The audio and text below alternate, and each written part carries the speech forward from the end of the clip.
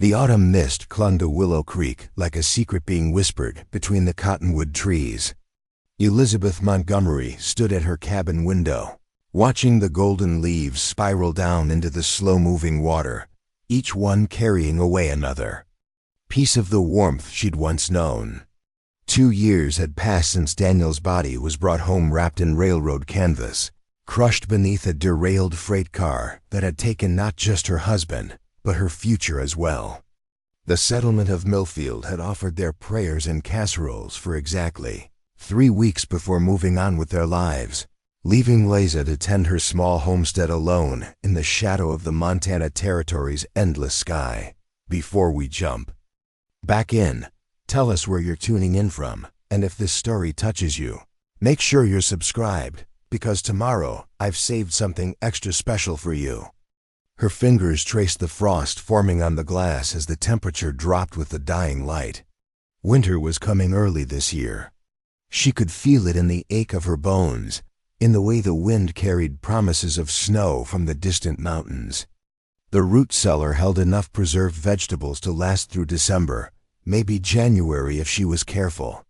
The chickens were still laying, though fewer eggs each day as the cold settled deeper into the valley. Daniel's workshop sat silent and dark, his tools gathering dust on workbenches that would never again echo with the sound of his gentle humming as he mended harnesses and sharpened plow blades. She had learned to split her own kindling, though her hands were now permanently marked with small scars from missed swings and stubborn wood. She had learned to repair the chicken coop roof when autumn storms tore at the shingles, though it took her 3 times longer than it would have taken Daniel. She had learned to sleep alone in a bed that felt vast and cold, though some nights she still reached across the emptiness, expecting to find the familiar warmth of his shoulder. The townspeople whispered, of course. Mrs. Dorothy Finch made sure. Every woman in Millfield knew that Elizabeth Montgomery was putting on airs, living alone like some sort of frontier hermit when any decent widow would have remarried or moved back east to live with family. But Liza had no family left, and the thought of marrying again felt like betraying the memory of the only man who had ever looked at her like she was worth protecting. So she endured the whispers and the sideways glances when she came to town for supplies, keeping her chin up and her business to herself. The creek gurgled softly in the gathering dusk, a sound that had once comforted her but now seemed to emphasize the profound silence that surrounded her small cabin. Daniel used to say the water was singing to them, carrying stories from the mountains down to the Missouri River and beyond. Now it sounded like morning, a constant reminder of all the conversations that would never happen, all the plans that had died with him on those twisted railroad tracks. Liza turned away from the window and added another log to the fire, watching the flames dance higher as they consumed the dry pine. The warmth felt good against her face, but it couldn't reach the cold place that had settled permanently in her chest. She had soup simmering in a pot over the coals, though cooking for one never felt worth the effort. Everything tasted like ash these days, and she ate only because her body demanded fuel to continue its stubborn existence.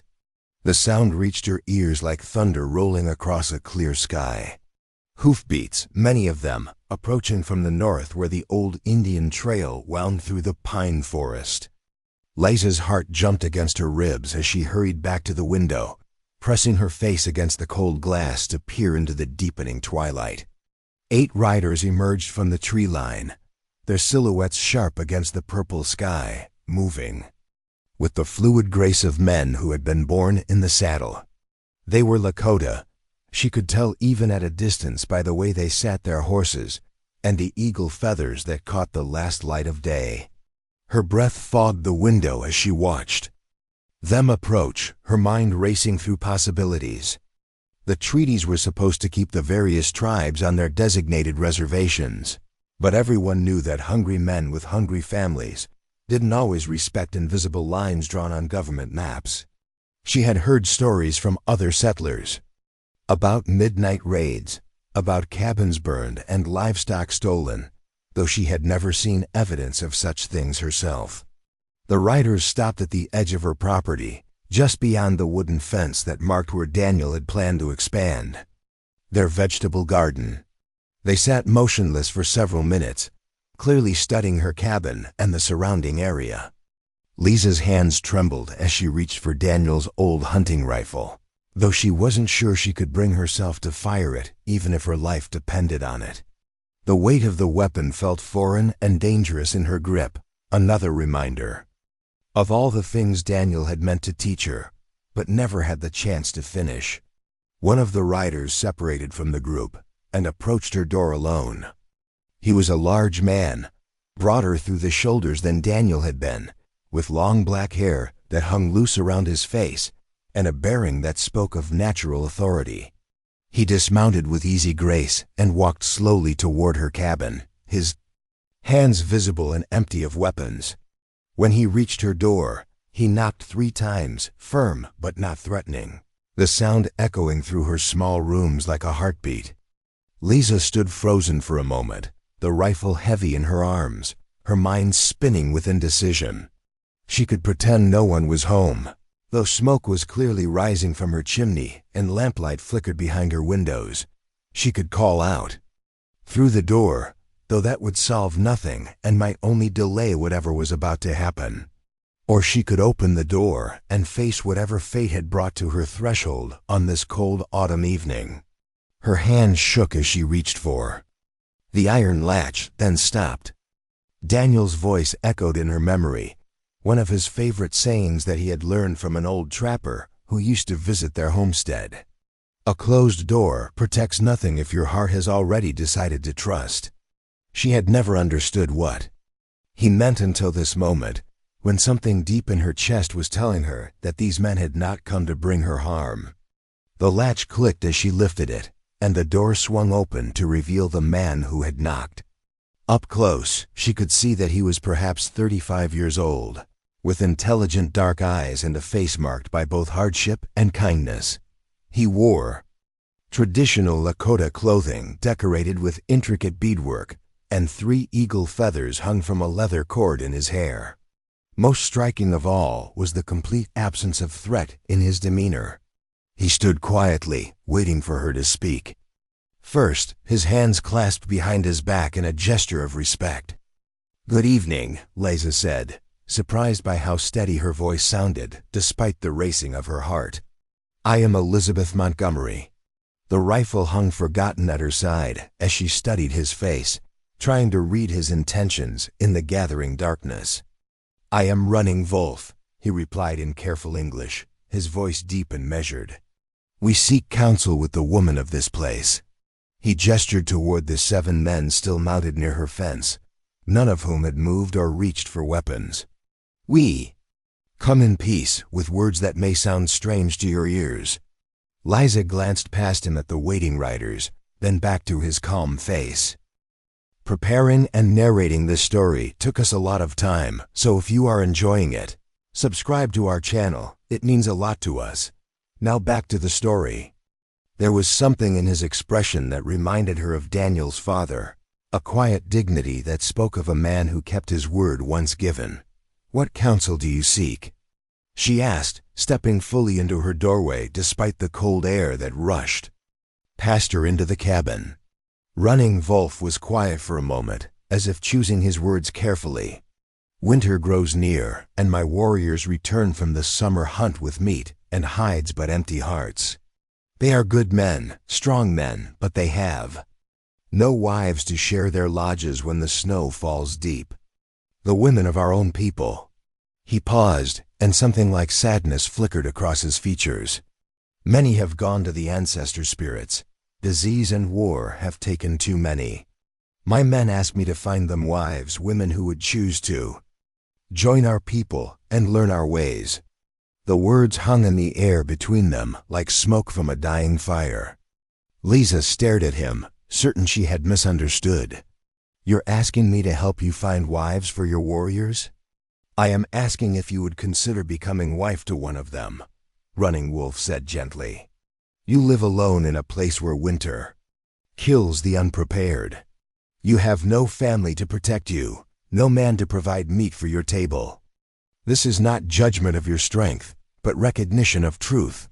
Alone, even the strongest wolf does not survive the deepest cold. The suggestion struck her like a physical blow, though not an unwelcome one. The idea was so unexpected, so completely outside anything she had ever considered, that for a moment she couldn't form words to respond. Marriage to a Lakota warrior. Living among his people, learning their customs, sharing their winter lodges. It was impossible, scandalous, completely contrary to everything her upbringing had taught her about proper behavior for a Christian woman. And yet, as she looked into Running Wolf's honest face and considered the long, cold months ahead in her empty cabin, she found herself not immediately rejecting the proposal. There was a practical wisdom in his words that she couldn't deny. Winter in the Montana Territory was indeed deadly for the unprepared, and she was woefully unprepared despite her best efforts. Her food stores would not last until spring. Her firewood supply was inadequate, and she had no way to hunt fresh meat when the preserved vegetables ran out. "This is not a decision to be made quickly," she said finally, wrapping her arms around herself as the cold seeped through her thin dress. "It would mean leaving everything I have known, everyone I have known." Running Wolf nodded slowly. "This is understood. We do not ask for words tonight, only that you consider our proposal. My warriors are good men who would treat a wife with honor and protection. They offer not just survival, but belonging to a people who value the strength of women and the wisdom they bring to decisions of importance." Behind him, one of the mounted warriors urged his horse forward a few steps. Even in the dim light, Liza could see that he was younger than Running Wolf, perhaps close to her own age, with broad shoulders and gentle eyes that seemed to study her with genuine curiosity rather than the calculating assessment she often felt from white men. There was something in his bearing that spoke of quiet strength rather than the aggressive posturing she had come to expect from most males. Stone Bear has spoken of his desire for a wife who would share his thoughts as well as his lodge. Running Wolf continued, noticing the direction of her gaze. He is a hunter and provider, but also a man who listens to the wisdom of women and seeks partnership rather than ownership. As do all my warriors, we offer not capture, but choice. Not servitude, but sisterhood among our people. The wind picked up, setting the cottonwood leaves to rustling with a sound like whispered secrets. Liza felt the cold more keenly now, seeping through her dress and into her bones, a preview of the brutal months ahead. But more than the physical cold, she felt the weight of her loneliness, the crushing silence of her empty cabin and her empty future. For 2 years she had been slowly dying in this place, existing but not truly living, going through the motions of survival without any real purpose or hope. "How long would I have to consider this?" she asked, her voice barely above a whisper. "The first snow will come within days," Running Wolf replied. "When it falls, travel becomes difficult and dangerous. If you choose to come with us, it must be before then. If you choose to remain, we will respect your decision and trouble you no more." Liza looked past him again at the waiting warriors, trying to imagine herself among them, learning their language and customs, sharing their fires and their stories. It seemed like stepping off the edge of the known world into something completely foreign and potentially wonderful. Or potentially terrible. She had no way of knowing which it would be, and that uncertainty both terrified and thrilled her in equal measure. "I would need to know more," she said. "About your people, about what would be expected of me, about Stone Bear, if he is the one." She couldn't finish the sentence, the implications too large and strange to put into words. Running Wolf smiled for the first time since their conversation began, and the expression transformed his entire face. "This can be arranged. Stone Bear speaks some English, learned from traders in his youth. He could answer your questions better than I, if you would permit him to dismount and approach." The proper response, according to everything she had been taught about ladylike behavior, was to politely but firmly decline. A respectable widow did not conduct conversations with strange men, especially not Indian warriors, especially not about marriage proposals. But respectability had not kept her warm on the coldest nights, or filled her stomach when food grew scarce. Respectability had not protected her from the whispers and judgment of her neighbors, who seemed to think her grief should follow their prescribed timeline. "Yes," she said, surprising herself with the firmness of her voice. "I would like to speak with him." Running Wolf turned and made a gesture toward the mounted men. Stone Bear dismounted immediately and walked toward them with the same unhurried confidence his leader had shown. As he drew closer, Liza could see that he was indeed near her own age, perhaps 30 years old, with kind eyes and calloused hands that spoke of hard work and practical skills. He was tall and powerfully built, but there was nothing threatening in his approach. Instead, he moved with the careful courtesy of a man who understood that his size might intimidate and chose to project gentleness instead. "Elizabeth Montgomery," Running Wolf said formally. "This is Stone Bear, called Matu Inyan in our language. He is a man of honor among our people, a provider and protector who has long desired a wife to share his life." Stone Bear stopped a respectful distance away and inclined his head in greeting. "You have beautiful home," he said in carefully pronounced English, gesturing toward her cabin. "Creek sings peaceful song. Daniel, your husband, chose good place for family." The mention of Daniel's name startled her. "How did you know my husband's name?" "Traders speak of railroad men who died, of woman left alone in valley." "Some words carry sorrow that travels far," Stone Bear replied gently. "I understand loss of mate. My people know this grief well." There was such genuine compassion in his voice that Liza felt unexpected tears prick her eyes. No one in Millfield had spoken Daniel's name aloud in months, as if mentioning him might be contagious or improper. Hearing his name spoken with such respect by this stranger felt like a gift she hadn't known she needed. "What would you ask of a wife?" she found herself saying, the words emerging before she could stop them. "What would be expected of me if I chose to come with you?" Stone Bear considered the question carefully before answering. "Partnership," he said finally. "Woman and man work together, each bringing different strengths. You would learn our ways, but also teach us your knowledge. Lakota women own their lodges, choose how to raise children, speak in council when decisions affect families. Wife is not possession, but equal member of tribe with voice and choice." The idea was revolutionary. To a woman raised in a world where wives were expected to submit to their husbands in all things. "And if I found that I couldn't adapt to your way of life? If I was unhappy? Then you would return to your people with honor and gifts," Stone Bear said without hesitation. "No woman should be held where her heart cannot rest. But I would work very hard to make your heart rest easy among us." Running Wolf stepped forward slightly. "The sun grows weak and our horses need rest. We will make camp in the grove of pines beyond your fence, if this does not trouble you. Tomorrow, if you wish, Stone Bear could show you more of what life among our people would offer. But tonight, we leave you to think on what we have spoken." Liza nodded, her mind spinning with possibilities and fears in equal measure. "There's fresh water at the creek, and the grove should provide good shelter from the wind. You show kindness to strangers," Running Wolf observed. "This speaks well of your character." He turned to go, then paused. "One more thing. If you choose to remain here, we would still offer assistance. Your roof needs repair before snow, and your wood supply is low. We could help with these things before departing, asking nothing in return.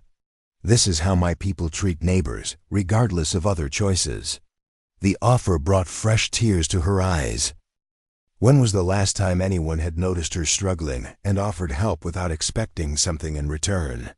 The men of Millfield were quick to point out her inadequacies as a single woman managing a homestead, but none had offered to share their stronger backs or greater experience.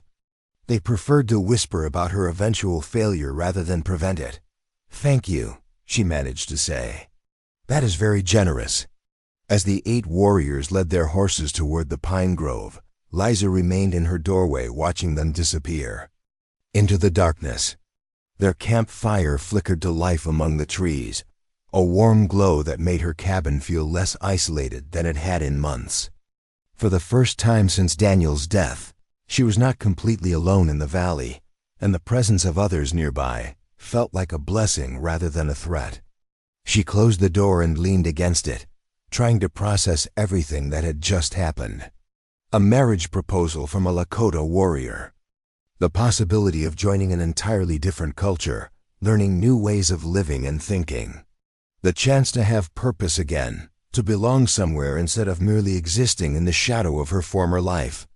The soup had grown cold while she stood talking, but she reheated it and ate standing at the window, watching the distant fire and trying to imagine herself sitting beside it, sharing stories and warmth with people who might actually want her company.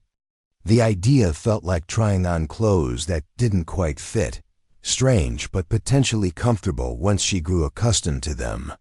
Sleep came fitfully that night, filled with dreams of eagle feathers and winter lodges, of strong hands teaching her to weave and gentle voices speaking her name in a language she had never heard, but somehow understood.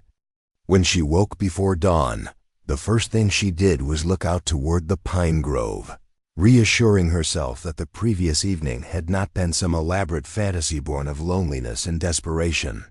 The fire still glowed among the trees, and she could see movement as the warriors began their morning activities. Soon, she would have to decide whether to step forward into an uncertain but promising future, or remain in the familiar safety of her slowly dying present. For the first time in 2 years, Elizabeth Montgomery had choices to make that could actually change her life rather than simply prolonging it. And as the sun began to paint the eastern sky with shades of gold and pink, she found herself surprisingly eager to discover what those choices might bring. The morning air carried the scent of wood smoke and something else, something unfamiliar but not unpleasant. Elizabeth dressed carefully in her best woolen dress, the deep blue one that Daniel had always said brought out the color of her eyes. She had not worn it since his funeral, but today felt like an occasion that demanded more than her usual work clothes. Her hands trembled slightly as she pinned her hair into a neat bun, checking her reflection in the small mirror that hung beside her washstand. The woman looking back at her seemed like a stranger, someone who might actually have choices to make rather than simply enduring whatever fate delivered to her doorstep. The fire in the pine grove had been burning steadily all night, and now she could see figures moving among the trees as the warriors began their morning routines. One of them was tending to the horses, another appeared to be preparing some kind of meal over the flames. The sight of other people beginning their day within view of her cabin created an odd sense of community that she had not experienced since Daniel's death. Even the simple knowledge that she was not the only person awake and moving in the valley felt like a small miracle. She prepared her own breakfast with more care than usual, slicing bread and heating leftover soup while coffee brewed in Daniel's old pot. The familiar morning ritual felt different somehow, charged with anticipation rather than the dull routine it had become. Through her window, she watched as one of the warriors separated from the group and began walking toward her cabin. Even at a distance, she could tell it was Stone Bear by his distinctive broad shoulders and unhurried gait. Her heart began beating faster as he approached, not from fear but from a nervous excitement she had not felt in years. When he knocked, she waited a moment to compose herself before opening the door. Stone Bear stood on her threshold holding a small bundle wrapped in soft deerskin, his dark eyes warm with what appeared to be genuine pleasure at seeing her again.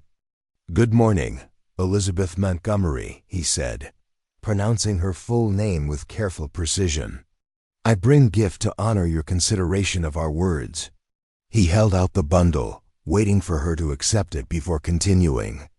Also to ask if you would walk with me this morning to see how my people live and what we offer. Elizabeth took the bundle, surprised by its weight and the softness of the deerskin wrapping. Inside, she found a pair of moccasins unlike anything she had ever seen, crafted from supple leather and decorated with intricate beadwork in patterns of blue and white. The workmanship was exquisite, clearly the product of skilled hands and considerable time. She ran her fingers over the smooth leather, marveling at how perfectly they seemed fitted to her feet, even though no measurements had been taken. "These are beautiful," she said, her voice soft with wonder. "Did you make them?" "My sister-in-law, White Dove, created them according to my description," Stone Bear replied. "She has gift for seeing person's spirit in her work. She said woman who tends home alone through 2 winters must have strong spirit that deserves beautiful things." The thoughtfulness behind the gift touched her more deeply than any expensive present from the store ever could. Someone she had never met had taken time to create something specifically for her, based only on Stone Bear's description and her own reputation for perseverance. It spoke to a level of community care that she had never experienced, even in the early days of her marriage when the neighbors had been more welcoming. Elizabeth sat on her doorstep and removed her worn boots, sliding her feet into the moccasins with a sense of ceremony. They fit perfectly, as if they had been made for her feet specifically. The leather was soft as silk against her skin, and the beadwork created small points of beauty that caught the morning light. When she stood, she felt somehow more connected to the earth beneath her feet, more aware of each step in the ground that supported her. "They feel wonderful," she said, taking a few experimental steps. "Please tell White Dove that her gift is treasured." "You will tell her yourself, if you choose to come with us," Stone Bear said. "She looks forward to teaching you beadwork and other skills." Lakota women share knowledge freely, believing that wisdom grows stronger when spread among many hands. The idea of learning new skills from other women appealed to Elizabeth in ways she had not expected. Since Daniel's death, she had been forced to figure out so many things on her own, struggling through tasks that would have been simple with guidance from someone experienced. The prospect of joining a community where knowledge was shared rather than hoarded felt like stepping into sunlight after years in shadow. Stone Bear gestured toward the pine grove where his companions waited. "Will you walk with me to our camp? There are things easier to show than describe with words." Elizabeth nodded, pulling her shawl around her shoulders against the morning chill. As they walked toward the grove, Stone Bear pointed out details of the landscape that she had never noticed despite living here for 3 years. He showed her which plants could be used for medicine and which for food, how to read the signs that indicated where deer came to drink, and where the best clay could be found for making pottery. His knowledge of the land was vast and practical, accumulated through years of living in harmony with the natural world rather than trying to impose his will upon it. The camp was more organized than Elizabeth had expected. Each warrior had claimed a small area around the central fire, with their belongings neatly arranged and their horses picketed where they could graze on the abundant grass. The men looked up as she approached, but none stared or made her feel unwelcome. Instead, they nodded respectfully and continued with their morning activities, giving her space to observe without feeling scrutinized. Running Wolf approached carrying a steaming cup carved from horn. He offered it to Elizabeth with a slight bow. "Sage tea," he said. "Good for clearing mind and opening heart to new possibilities." The tea was unlike anything she had tasted before, earthy and slightly bitter but somehow soothing. As she sipped it, Stone Bear began explaining their way of life in greater detail. He described the winter lodges that could house multiple families, the communal meals where everyone contributed what they could, the councils where both men and women had voices in important decisions. He spoke of children who belonged to the entire tribe rather than just their parents, of elders whose wisdom was sought and respected, of celebrations that marked the turning of seasons and the important moments of life, We follow buffalo herds. In summer, Stone Bear explained, but winters we spend in sheltered valleys like this one.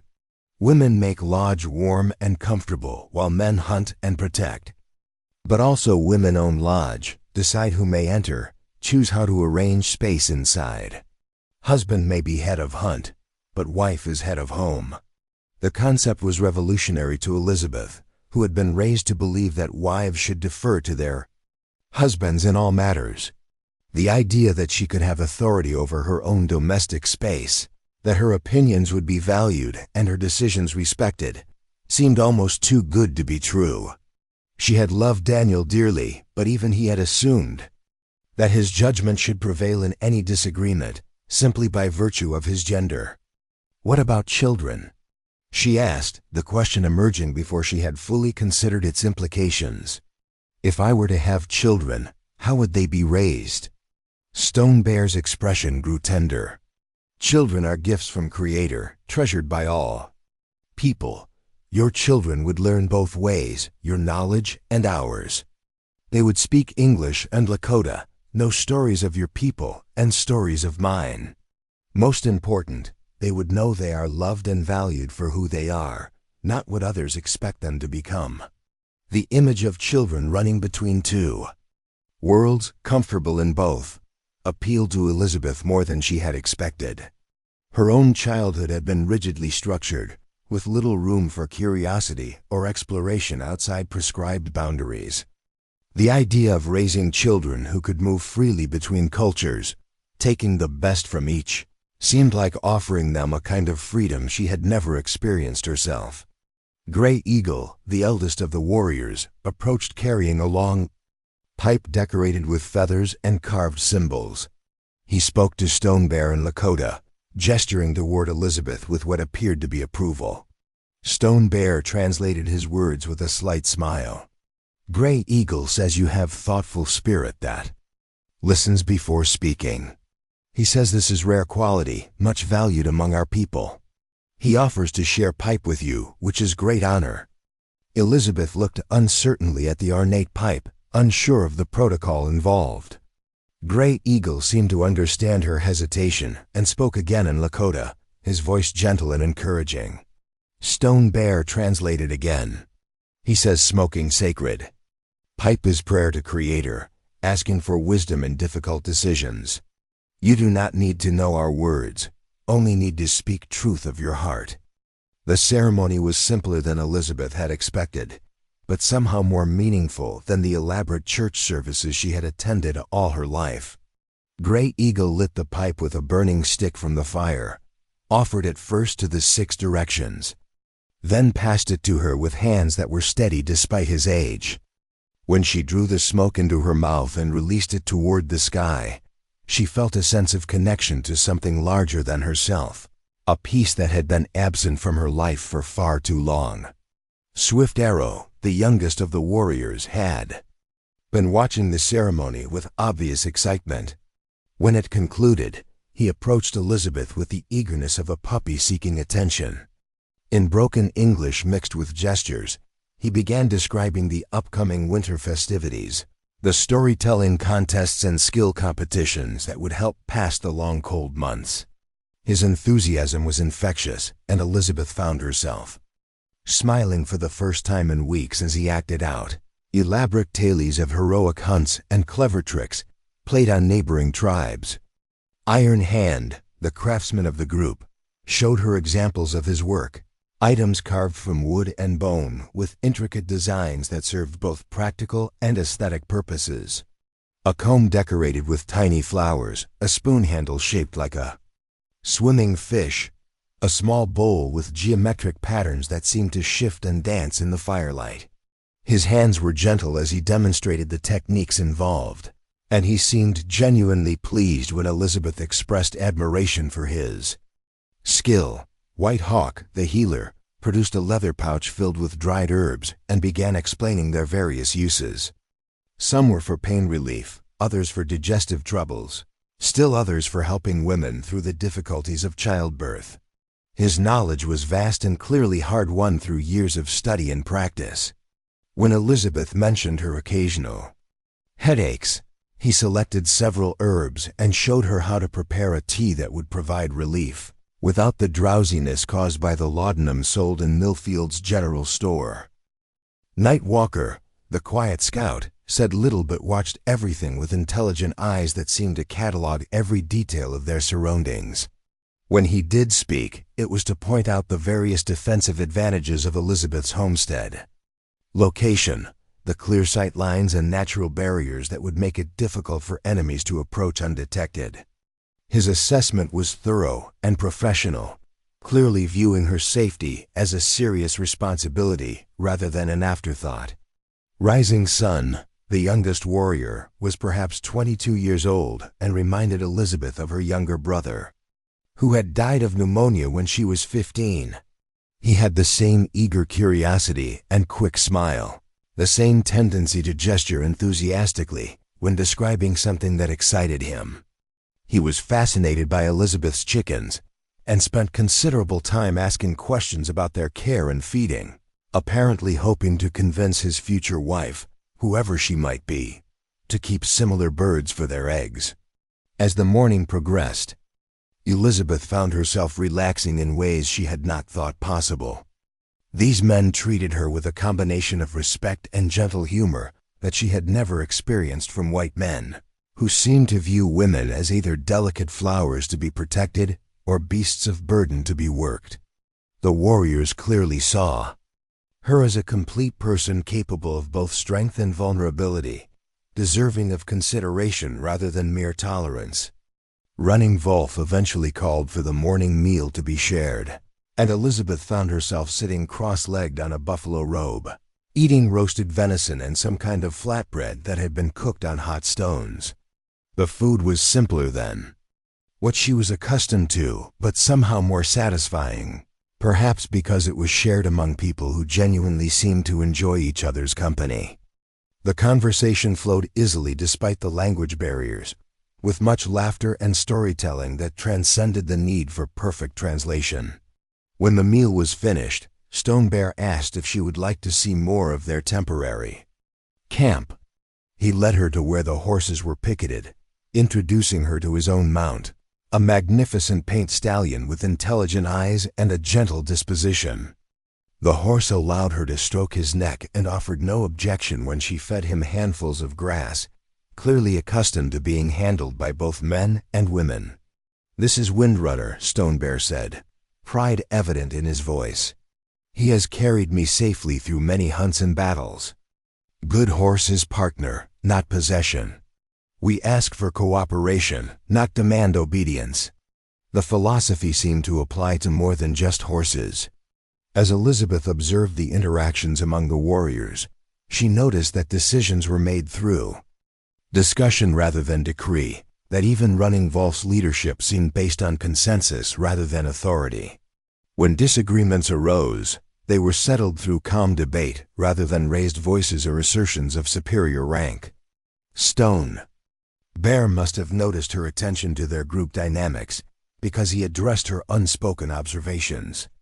"Among our people, wisdom comes from many sources. Young warrior may see danger that elder missed. Woman may understand solution that confuses strongest brave. We listen to all voices before choosing path forward." The concept was so different from Elizabeth's experience in Millfield, where the mayor and preacher and other prominent men made decisions for the entire community without consulting anyone they deemed inferior. Women's opinions were dismissed as emotional and unreliable. Children were expected to be seen but not heard, and anyone who challenged established authority was quickly ostracized. As the sun climbed higher in the sky, Elizabeth realized that several hours had passed without her feeling anxious or lonely or purposeless. The company of these men and the glimpse they had provided into their way of life had awakened something in her that she had thought permanently extinguished. Not just hope for survival, but hope for actual happiness, for belonging to something larger than her own small struggles. Stone Bear seemed to sense the change in her mood because he asked gently, "What does your heart tell you about what you have seen and heard this morning?" Elizabeth considered the question carefully, aware that her answer might determine the direction of her entire future. I see people who care for each other, who share both burdens and joys. I see a way of living that honors both strength and gentleness. I see possibility for purpose beyond mere survival. And what does your heart tell you about possibility of joining such people? Stone Bear asked, his dark eyes serious but kind. Before Elizabeth could answer, the sound of approaching horses interrupted their conversation. From the direction of Millfield came 3 riders, moving fast and with obvious purpose. Even at a distance, Elizabeth could recognize Mayor Blackwood's pompous bearing and Sheriff Henley's suspicious posture. The 3rd rider was Reverend Mitchell, whose presence suggested that this was not a casual visit. "Trouble comes," Running Wolf observed quietly, moving to stand beside Stone Bear and Elizabeth. His warriors began casually repositioning themselves, not threatening but ready for whatever might develop. Elizabeth felt her stomach clench with familiar anxiety. She had been dreading this moment since the warriors first arrived, knowing that word would eventually reach Millfield about her unusual visitors. Now she would have to face the judgment and interference of men who had shown little interest in her welfare until it became convenient to assert their authority over her choices. The 3 riders approached at a gallop, pulling up short when they reached the edge of Elizabeth's property. Mayor Blackwood dismounted with a theatrical flourish he favored for public occasions, his face already red with either exertion or indignation. Sheriff Henley remained mounted, one hand resting casually on his gun butt in a gesture that was clearly intended to intimidate. Reverend Mitchell slid awkwardly from his horse, his usual nervous energy amplified by whatever crisis had brought them here. "Elizabeth Montgomery," Mayor Blackwood called out in his most official voice, "what is the meaning of this unseemly gathering? We have received reports of savages encamped on your property, engaging in heathen rituals and Lord knows what other abominations." The casual use of the word savages made Elizabeth's temper flare in ways she had not expected. These men had shown her more courtesy and genuine concern in one morning than her white neighbors had demonstrated in 2 years of widowhood. The contrast between their gentle respectfulness and the mayor's immediate hostility could not have been more stark. "I am entertaining guests, Mr. Blackwood," she replied with as much dignity as she could muster. "Guests who have shown me nothing but kindness and respect." Sheriff Henley finally dismounted, his movements deliberate and threatening. "Mrs. Montgomery, these are not guests. They are potential hostiles who pose a danger to the entire community. I must insist that you order them to move on immediately." Elizabeth looked at the 8 Lakota warriors, who had arranged themselves in a loose semicircle that managed to be both defensive and non-threatening. They showed no signs of fear or aggression, merely watchful readiness for whatever might develop. Their calm composure contrasted sharply with the agitation displayed by the 3 white men, making it clear which group actually posed a threat to peaceful resolution. "They have offered no violence and made no demands," Elizabeth said firmly. "They asked for permission to camp on my property, and I granted it. As this is my land, I believe that decision is mine to make." Reverend Mitchell stepped forward, wringing his hands in the manner that had always annoyed Elizabeth during his interminable sermons. "Sister Montgomery, surely you can see the impropriety of this situation. A Christian woman, alone and unprotected, consorting with heathens who practice ungodly rituals. The very appearance of evil must be avoided, as Scripture clearly teaches."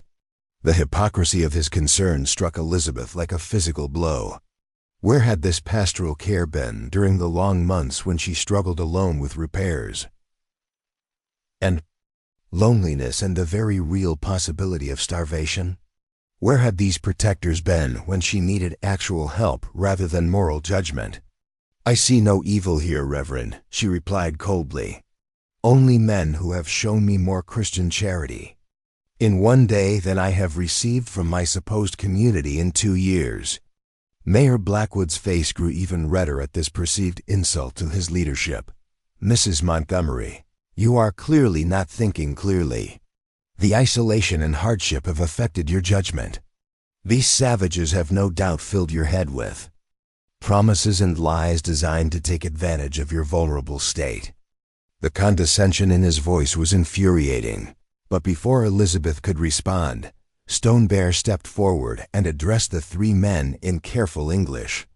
We have made no promises except to treat this woman with honor she deserves. We have told no lies, only spoken truth of our intentions. If you bring accusations, speak them clearly so they may be answered. Sheriff Henley's hand moved closer to his weapon. You have no right to speak here, Indian. This is a matter between white folks, and your kind would do well to remember their place. The insult hung in the air like smoke from a poisonous fire. Elizabeth watched as the other warriors tensed slightly, though none made any aggressive moves. Their restraint in the face of such provocation spoke volumes about their character and discipline. She found herself thinking of Daniel, who had always judged men by their actions rather than their words, and she knew he would have respected these warriors far more than the self-important officials who claimed to represent civilization. Running. Wolf spoke for the first time since the confrontation began, his voice calm but carrying unmistakable authority. We came here in peace, seeking only what any man seeks, a chance for happiness and family. We offered protection and partnership to a woman who has been left alone by her own people. If this threatens you, perhaps you should ask why.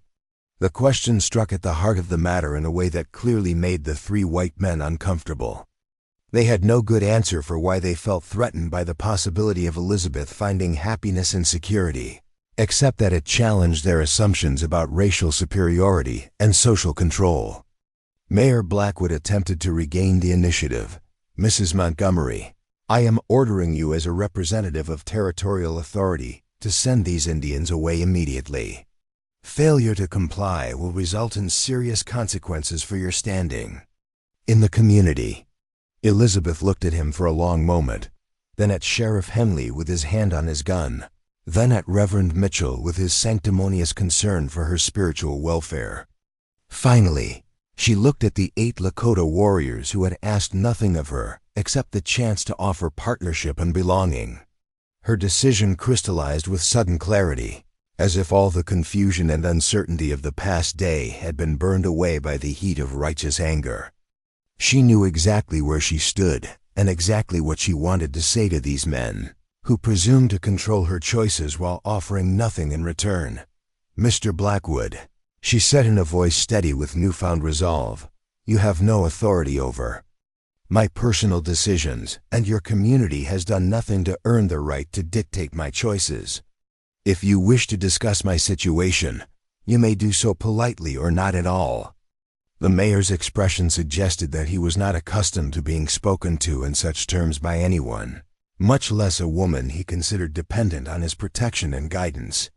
The notion that Elizabeth might have agency over her own life seemed to genuinely shock him.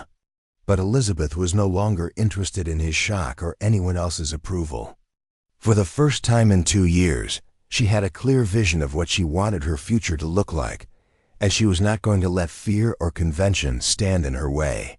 The silence that followed Elizabeth's declaration stretched taut as a bowstring, charged with the electricity of impending storm. Mayor Blackwood's face had progressed from red to purple, his jowls quivering with indignation at being challenged by someone he clearly considered beneath his station. Sheriff Henley's fingers drummed against his gun belt in a rhythm that suggested he was calculating the odds of enforcing his will through violence. Reverend Mitchell looked back and forth between the opposing groups like a man watching a fire spread toward his own house, uncertain whether to flee or attempt to douse the flames. Stone Bear remained positioned slightly in front of Elizabeth, not blocking her from view, but making it clear that any threat to her would have to pass through him first.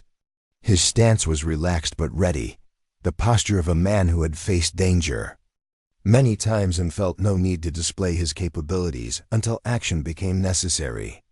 The other warriors had spread out in a loose formation that appeared casual, but actually provided excellent coverage of all approaches to their camp and Elizabeth's cabin.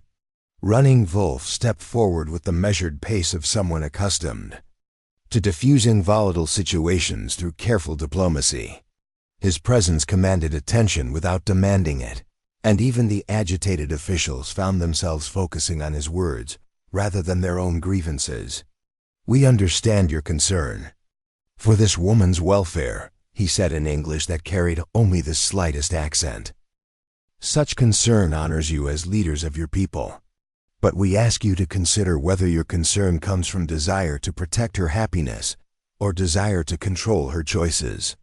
The question was delivered without hostility, but its implications struck home like an arrow finding its target. Mayor Blackwood spluttered as he searched for a response that would not reveal the underlying truth of his motivations. He genuinely believed that Elizabeth belonged under the protection and guidance of white men like himself, not because of any evidence that such protection had ever been offered or proven effective, but simply because the natural order of things demanded it. Her choices? Sheriff Henley interjected before the mayor could formulate his response. "What choices does a woman have when she's been deceived by smooth-talking savages who probably plan to sell her to the highest bidder once they get her away from civilized protection?" The accusation was so absurd that Elizabeth almost laughed aloud. The 8 warriors had shown her nothing but respect and consideration, while these 3 men had arrived uninvited on her property and immediately begun making demands and threats. If anyone was attempting to control her through deception and intimidation, it was clearly not the Lakota. "Mr. Henley," she said with ice in her voice, "your suggestion that I am incapable of recognizing deception or making rational decisions is both insulting and incorrect. These men have treated me with more courtesy in one day than I have received from Millfield in 2 years of supposed Christian fellowship." Reverend Mitchell seized on her words as an opportunity to reclaim moral authority over the conversation. "Sister Montgomery, your grief has clearly clouded your judgment. These heathens practice devil worship and engage in unspeakable rituals. Their very presence corrupts the spiritual atmosphere of this valley." White Hawk, the medicine man, spoke quietly to Running Wolf in Lakota, his tone suggesting mild amusement rather than offense. Running Wolf nodded and turned back to the Reverend with something that might have been a smile. "White Hawk asks if you have observed these devil worships and unspeakable rituals yourself, or if you speak from knowledge given to you by others." Running Wolf translated. "He also wonders if your God is so weak that presence of other believers threatens his power over this valley." The theological challenge caught Reverend Mitchell off guard. His sermons rarely dealt with actual religious philosophy, focusing instead on behavioral prohibitions and social conformity. He opened and closed his mouth several times like a fish gasping for air before finally managing to sputter about blasphemy and the inherent evil of pagan practices. Elizabeth found herself thinking of the pipe ceremony she had participated in that morning, the sense of connection to something larger than herself that had brought her more spiritual peace than 2 years of Sunday services. The Lakota approach to the divine seemed based on gratitude and harmony rather than fear and judgment, a perspective that appealed to her more than she had expected. Mayor Blackwood apparently decided that theological debate was not advancing his cause and attempted to reassert civil authority. "Mrs. Montgomery, regardless of your personal feelings, you have responsibilities to the community that brought you here and supported you during your time of loss. Your behavior reflects on all of us, and we cannot permit you to bring shame upon Millfield through association with these people." The claim that Millfield had supported her during her time of loss was so brazenly false that Elizabeth felt her carefully maintained composure begin to crack. The community had offered prayers and empty condolences for exactly 3 weeks after Daniel's funeral, then promptly forgot her existence except when her struggles provided fodder for gossip. No one had offered practical help with repairs or farm work. No one had checked on her welfare during the harshest winter storms, and no one had shown the slightest interest in her emotional or physical well-being. "Supported me?" she repeated, her voice rising with suppressed fury. "In what way has Millfield supported me, Mr. Blackwood? When my roof leaked during the spring rains, did anyone offer to help with repairs? When I struggled to split enough firewood for winter, did anyone volunteer their stronger backs? When I ran short of food last February, did anyone share from their stores?" The mayor's expression suggested that he had not expected to be confronted with specific examples of his community's neglect. Like most men in positions of authority, he had grown accustomed to having his proclamations accepted without challenge, particularly by women who understood their dependent status. "We offered what support was appropriate," he said weakly. "Christian charity does not require us to enable improper independence in widowed women who should seek protection through remarriage within their own people." Swift Arrow, who had been listening intently despite his limited English, spoke urgently to Stone Bear in Lakota. Stone Bear's expression darkened as he translated the young warrior's words, and several of the other warriors shifted position in ways that suggested readiness for action. Swift Arrow asks why these men speak of Elizabeth as property to be managed, rather than person with right to choose her own path. Stone Bear said, his careful English becoming slightly more clipped with suppressed anger. "He says this is not how honorable men treat women, even among enemy tribes." Sheriff Henley took a step closer to Stone Bear, his hand now resting openly on his gun butt. "Boy, you'd better watch your tongue when you're talking about your betters. We're trying to save this woman from making a mistake that could cost her everything." The word betters hung in the air like a challenge thrown down at the feet of warriors whose only crime was being born with different colored skin. Elizabeth watched as Stone Bear's jaw tightened and his eyes grew hard, though he made no aggressive move. The restraint he showed in the face of such blatant insult spoke to a level of discipline and character that she found both impressive and attractive. "Cost her everything?" Running Wolf repeated thoughtfully. "What everything would this be? Her isolation and poverty? Her struggle to survive alone in wilderness while her community watches from distance? The slow death of hope that comes from having no purpose beyond mere existence?"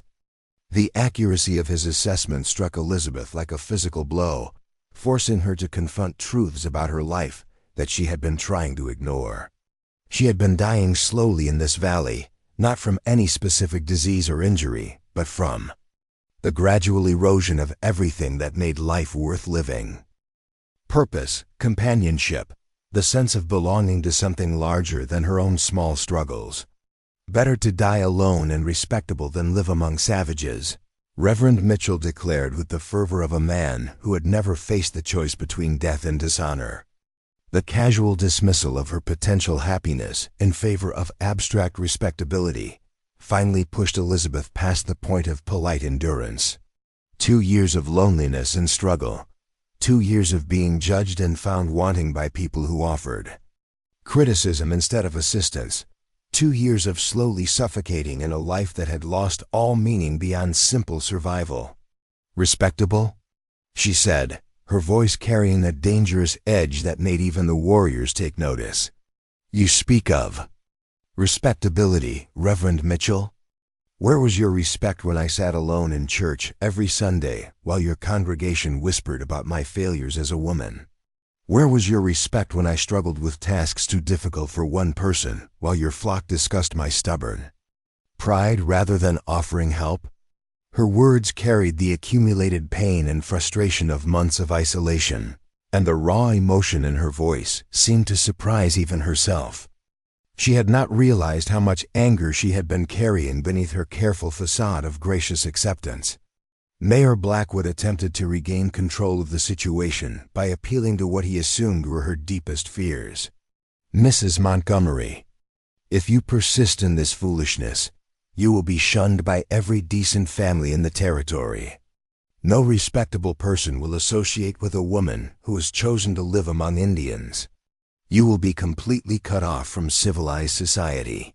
The threat that was meant to terrify her instead filled Elizabeth with a strange sense of liberation. The civilized society he spoke of had already cut her off in every way that mattered, offering her nothing but judgment and conditional acceptance based on conformity to expectations that served their comfort rather than her needs.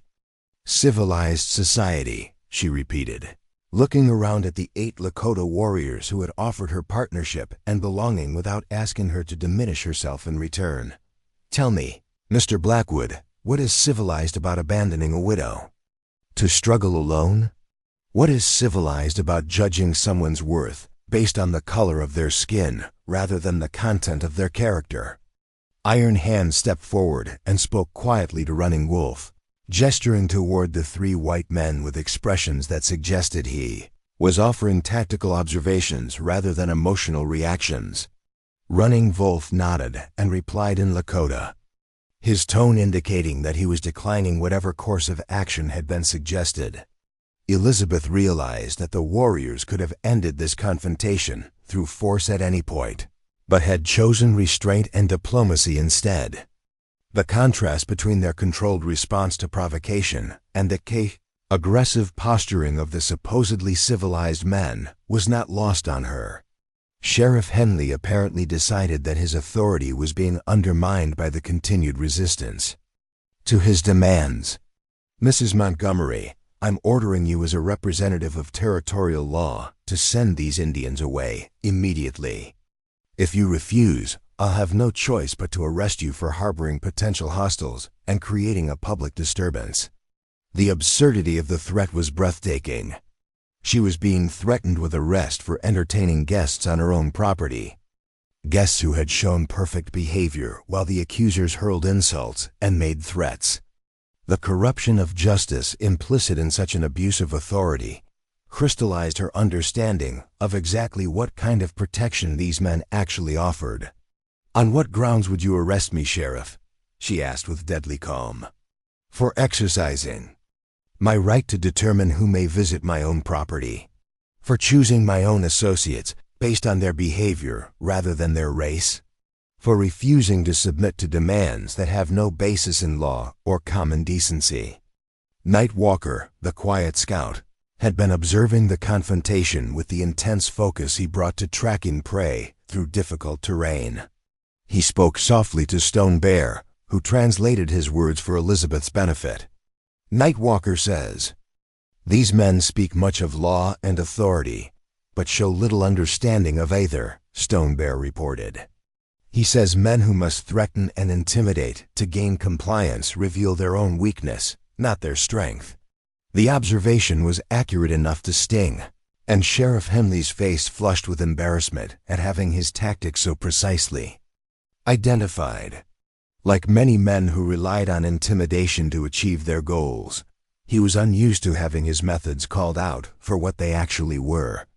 Gray Eagle, the eldest of the warriors, had been watching the proceedings with the patient attention of someone who had witnessed many such confrontations over the years. When he finally spoke, his words carried the weight of accumulated wisdom and experience. Running Wolf translated his measured statement. Gray Eagle says he has seen many meetings between his people and yours. He says the difference between good men and bad men is not the color of their skin, but whether they offer respect or demand submission. He says these men demand submission and call it protection. The old warrior's assessment cut to the heart of the matter with surgical precision. Elizabeth realized that her choice was not really between safety and danger, between respectability and disgrace, between civilization and savagery. Her choice was between submission and partnership, between being protected and being respected, between existing at the margins of a society that barely tolerated her and belonging fully to a community that valued her contributions. Mayor Blackwood made one final attempt to assert his authority through an appeal to what he assumed were her deepest prejudices. Mrs. Montgomery, surely you must understand that marriage to an Indian would produce half-breed children who would be accepted by neither race. Is that the legacy you want to leave? Children who will face rejection and hardship because of your selfish choices. The crude attempt to manipulate her through fear for hypothetical children backfired completely. Elizabeth thought of Rising. Son's eager questions about chicken farming, of White Hawk's gentle healing knowledge, of Stone Bear's careful respect for her autonomy. She imagined children raised with such models of masculinity, children who would learn that strength could be gentle and authority could be earned rather than demanded. "Mr. Blackwood," she said with Arctic dignity, "any children I might have would be raised to judge people by their character rather than their appearance. They would learn that respect is earned through behavior, not inherited through bloodlines. And they would know that their mother chose love over fear, partnership over loneliness, and hope over the slow death of conformity." Stone Bear stepped closer to her, not possessively but supportively, making it clear that he stood with her regardless of what consequences her words might bring. The simple gesture of solidarity meant more to Elizabeth than all the flowery speeches she had ever heard about protection and provision. Reverend Mitchell tried one last theological gambit. "Sister Montgomery, marriage outside your faith would imperil your immortal soul. Surely your eternal salvation is worth more than temporary earthly comfort." White Hawk spoke again to Running Wolf, his tone suggesting gentle amusement rather than offense. The translation that followed revealed the medicine man's philosophical perspective on the Reverend's concerns. "White Hawk says Creator, who made all people in many colors, must have intended for his children to learn from each other," Running Wolf reported. "He says God who punishes love and rewards hatred is not God worth following." The simple wisdom of the statement left Reverend Mitchell speechless. His theology was built on exclusion and condemnation rather than inclusion and understanding. And he had no ready response to the suggestion that divine love might be broader than his narrow interpretations allowed.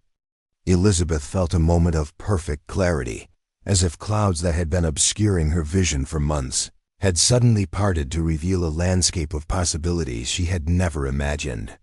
The choice before her was not really difficult at all once. She stopped trying to please people who had never shown genuine concern for her welfare.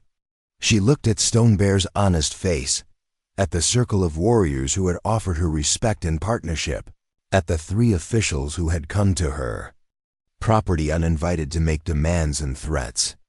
The contrast could not have been more stark or the decision more obvious. "Gentlemen," she said, with finality that surprised even herself, "I thank you for your concern, but I must decline your guidance. My mind is quite clear, my judgment is sound, and my decision is made. I choose to accept the courtship of Stone Bear and the friendship of his people." The declaration fell like a thunderbolt into the tense atmosphere of the confrontation. Mayor Blackwood's mouth fell open in shock that anyone would openly defy his authority.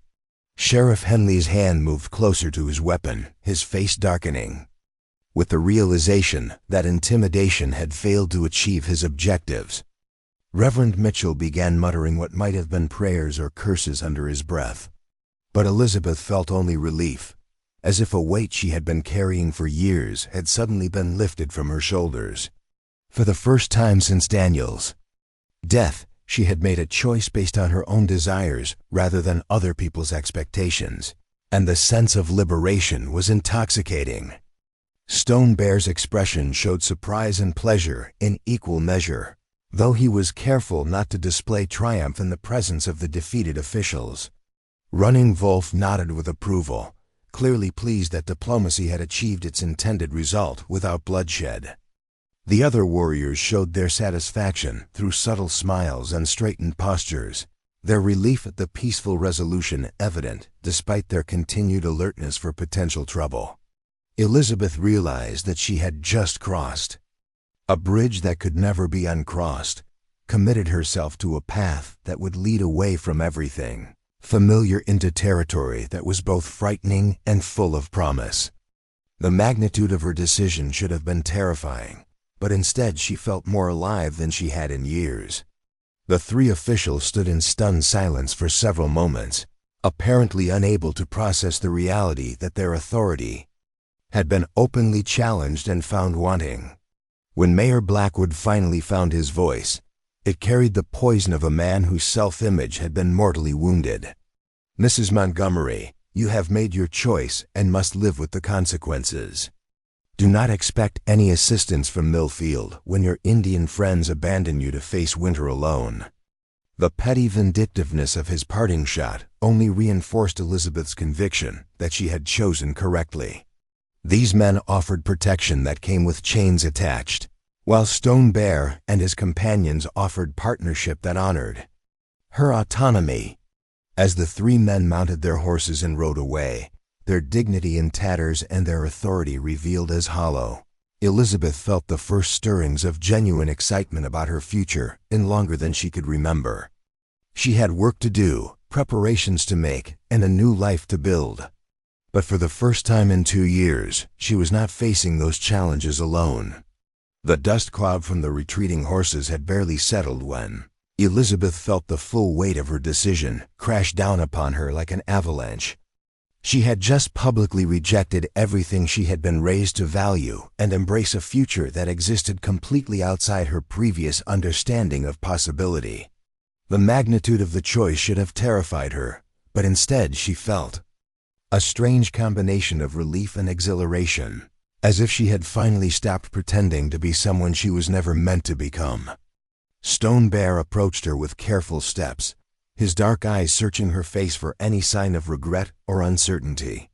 When he spoke, his voice carried the gentle concern of a man who understood that momentous decisions often brought unexpected emotional turbulence in their wake. "You have chosen difficult path," he said quietly.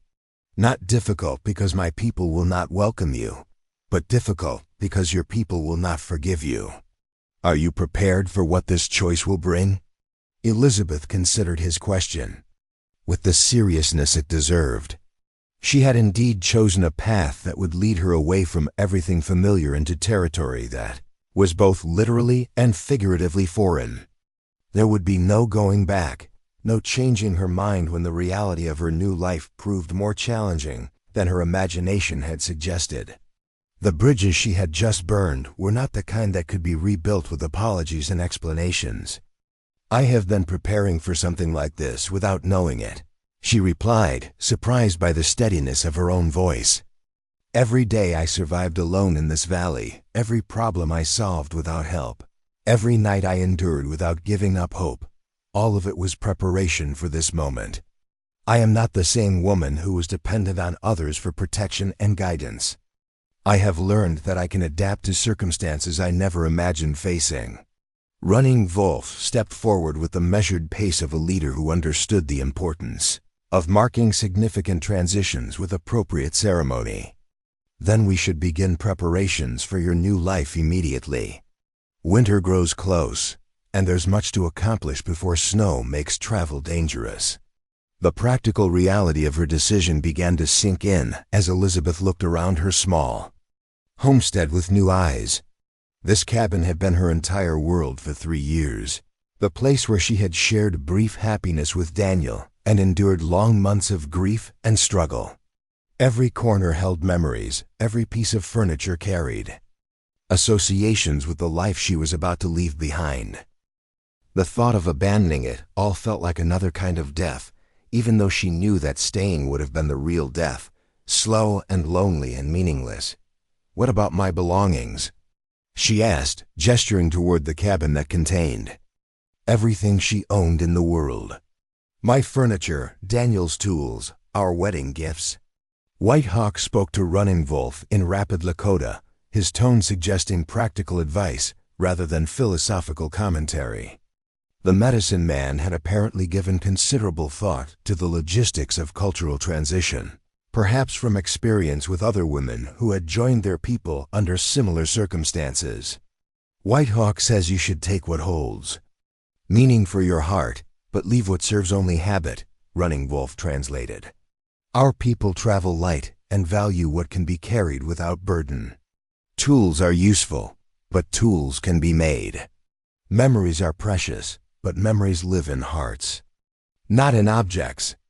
The wisdom of his advice was undeniable, though implementing it would require Elizabeth to make distinctions between sentiment and practicality that she had never been forced to consider.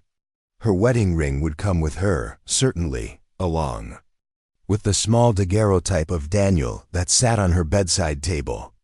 But the heavy furniture that had taken months to transport from Millfield would have to remain behind, along with dishes and linens and dozens of other items that had once seemed essential to civilized living.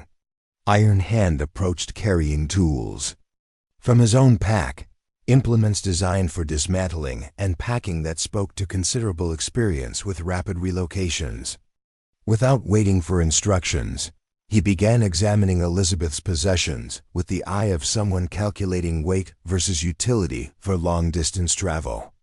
His efficiency was both impressive and slightly overwhelming, a reminder that her new life would move at a pace dictated by necessity rather than comfort.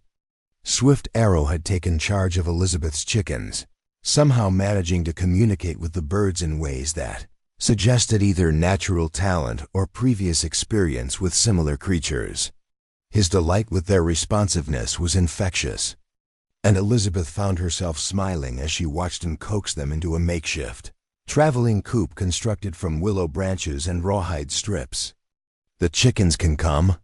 she asked, suddenly concerned about the fate of creatures that had provided both companionship and sustenance during her months of isolation.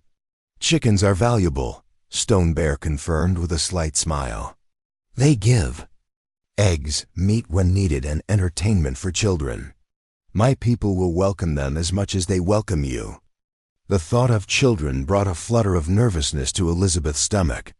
Marriage to Stone Bear would presumably lead to motherhood, assuming she was still capable of bearing children after 3 years without pregnancy. The idea of raising children among the Lakota filled her with equal parts excitement and anxiety, knowing that she would be learning to be both wife and mother in a culture completely foreign to her previous experience. Gray Eagle approached carrying what appeared to be clothing folded carefully in buffalo hide.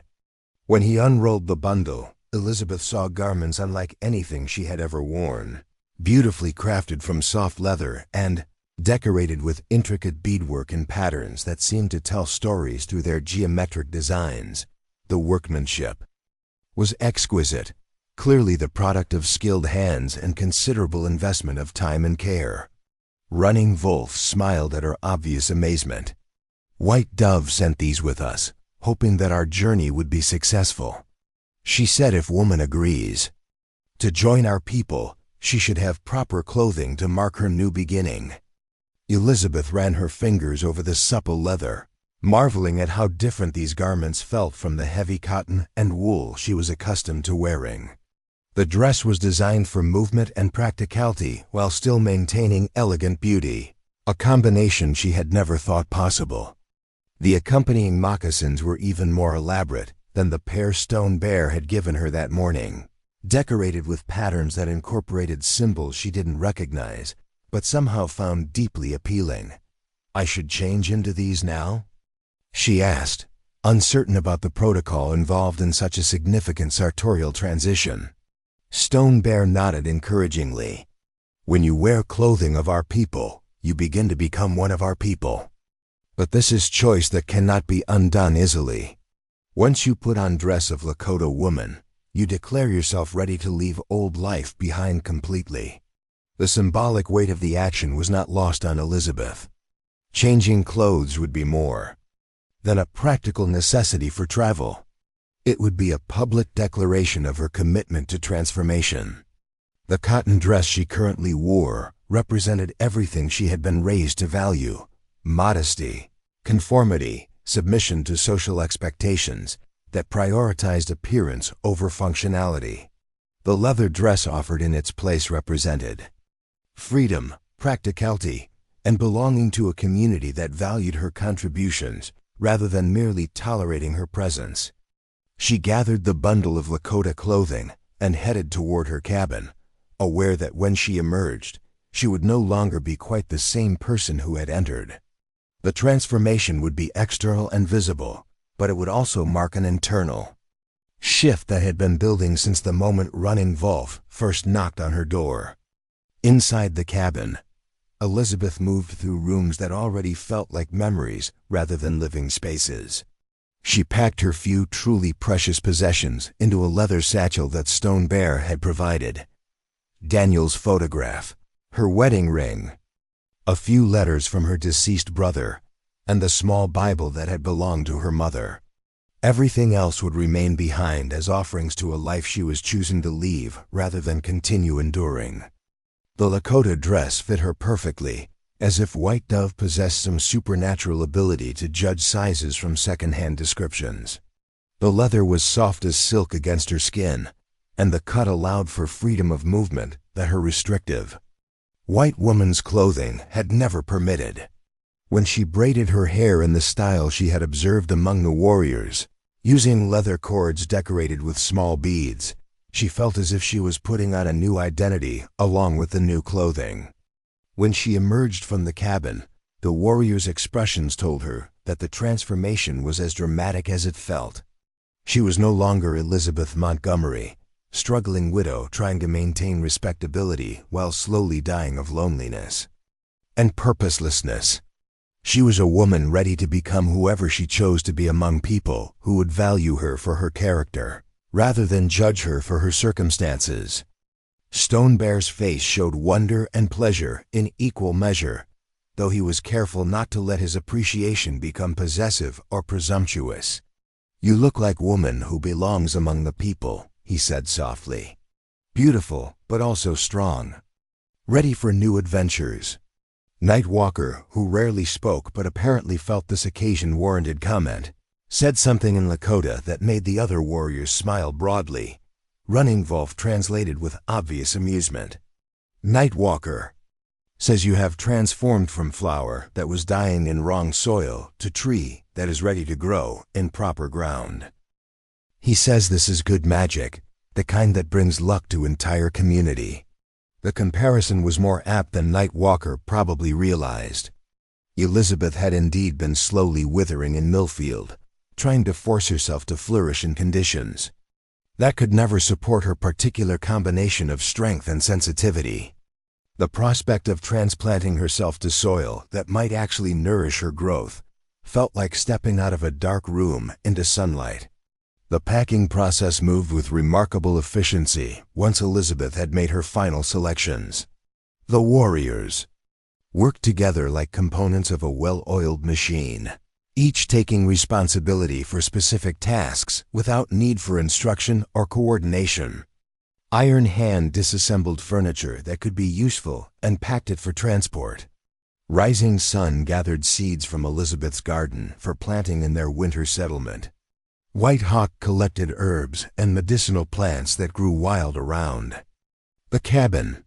Swift Arrow had solved the chicken transportation problem by constructing an ingenious portable coop that could be loaded onto pack horses without disturbing the birds unduly. His pride in the accomplishment was endearing, and Elizabeth realized that his enthusiasm for practical challenges would make him a valuable neighbor in her new community. As the afternoon progressed, Elizabeth found herself settling into the rhythm of preparation with surprising ease. The anxiety she had expected to feel about leaving everything familiar behind was largely absent, replaced by growing excitement about the unknown adventures awaiting her. For the first time in years, she was moving toward something rather than simply away from pain, and the difference was profound. Stone Bear worked alongside her throughout the process, but never tried to make decisions for her or take charge of her possessions. His approach was collaborative rather than directive, asking for her preferences rather than assuming he knew what was best. The respect he showed for her autonomy was unlike anything she had experienced in her previous marriage, where Daniel's kindness had still been delivered within a framework of masculine authority. When the loading was nearly complete, Running Wolf called for a brief ceremony to mark Elizabeth's transition from her old life to her new one. The warriors formed a circle around the central fire, and Gray Eagle produced the sacred pipe that had been used in her morning blessing. This time, however, the ritual felt different, more like a wedding ceremony than a simple prayer for guidance. Gray Eagle spoke at length in Lakota, his words carrying the weight of formal significance. Running Wolf translated the key elements. For Elizabeth's benefit, though she sensed that much of the spiritual content was beyond literal translation. Gray Eagle says Creator has brought together people who were meant to find each other. He says your spirit and Stone Bear's spirit recognize each other from previous lives, and that is why the attraction was immediate and strong. He asks Creator to bless your union and make it fruitful in all ways. The concept of previous lives was foreign to Elizabeth's Christian upbringing, but something about it resonated with her on a level deeper than rational thought. Her connection to Stone Bear had indeed felt like recognition rather than mere attraction, as if she was meeting someone she had always known rather than a stranger who happened to appeal to her. When the pipe reached her, Elizabeth drew the smoke into her mouth and released it toward the sky with a prayer of her own, asking for strength and wisdom in the new life she was about to begin. The smoke seemed to carry her words upward toward clouds that were beginning to gather with the promise of the season's first snow.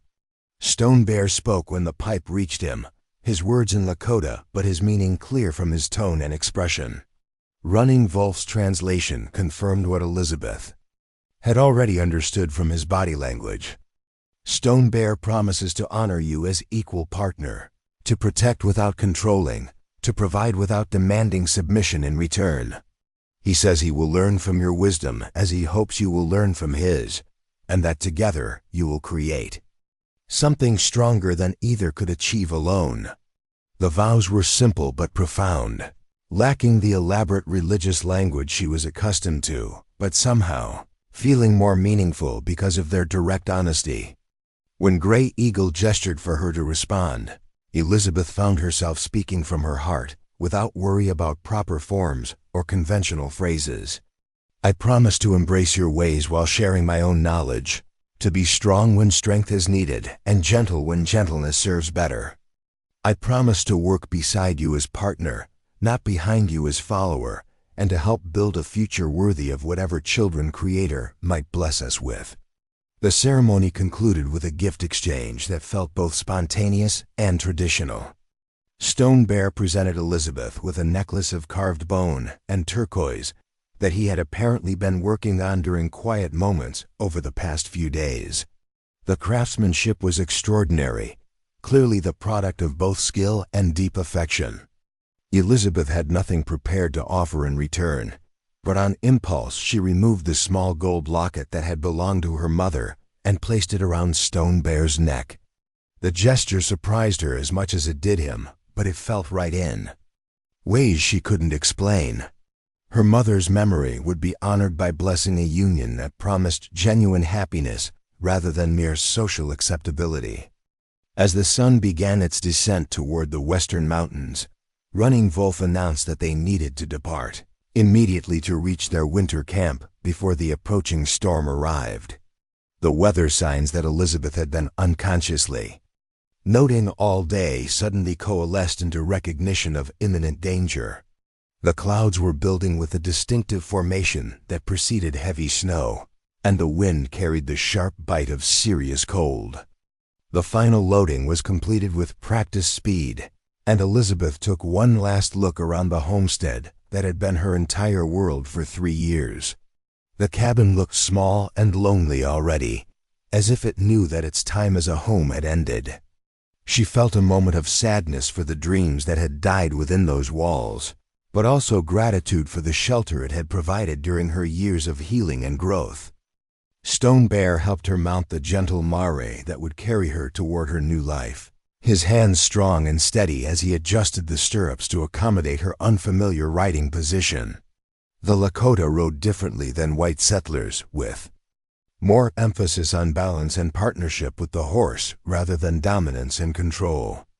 As the small procession moved away from Willow Creek Valley, Elizabeth turned in her saddle for one final glimpse of the place where Elizabeth Montgomery had lived and died. The woman riding away was someone new, someone who had not existed when the sun rose that morning. She had a new name now, one that Stone Bear had whispered to her during the ceremony: Prairie Flower, for the way she had bloomed in wilderness that would have destroyed weaker spirits. The journey to the winter camp took 3 days of steady travel through country that grew more beautiful and wild with each mile.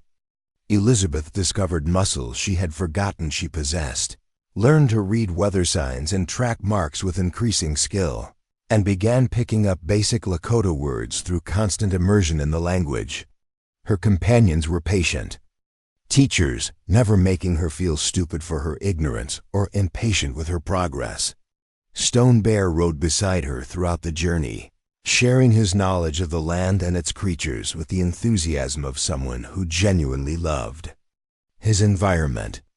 His stories brought the landscape to life in ways that transformed what might have been a difficult journey into an adventure of discovery. Elizabeth found herself laughing more in 3 days than she had in the previous 3 years, her spirit expanding with each mile that carried her further from the constraints of her former existence.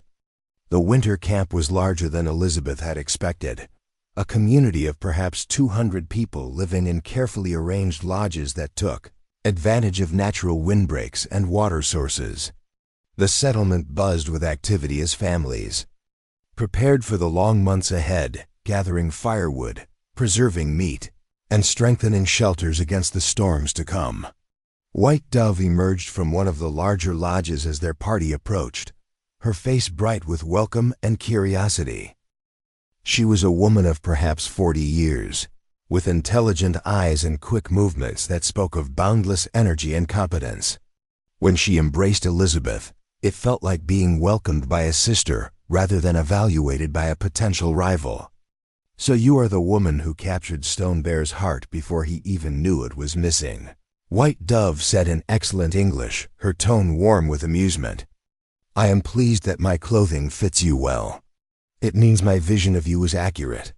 The ease with which Elizabeth was integrated into the community was remarkable. Within hours, she had been introduced to dozens of people, each of whom seemed genuinely pleased to welcome a new member to their extended family. The children were particularly delighted with her exotic appearance and foreign accent, clustering around her with questions that revealed both curiosity and complete acceptance of her presence. Stone Bear's lodge was spacious and comfortable, designed for long-term habitation rather than temporary shelter. Elizabeth marveled at the efficiency of the interior arrangement, with designated spaces for sleeping, cooking, storage, and craft work.